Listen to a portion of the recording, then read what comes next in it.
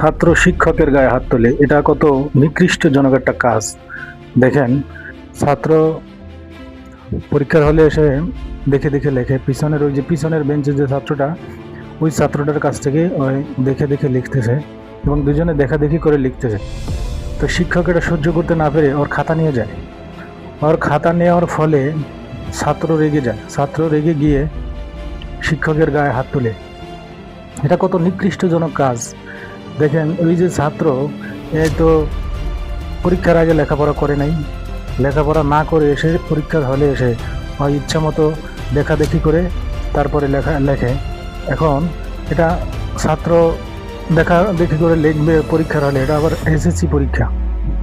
এটা কি কোনো শিক্ষক সহ্য করতে পারে?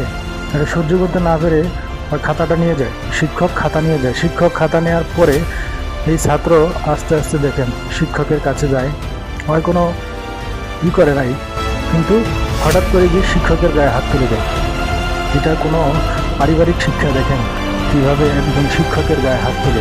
কোনো ছাত্র তো সন্ত্রাসী করতে আসছে পরীক্ষার হলে, কীভাবে দেখেন দেশটা চলে। এখন কি বলবো আর।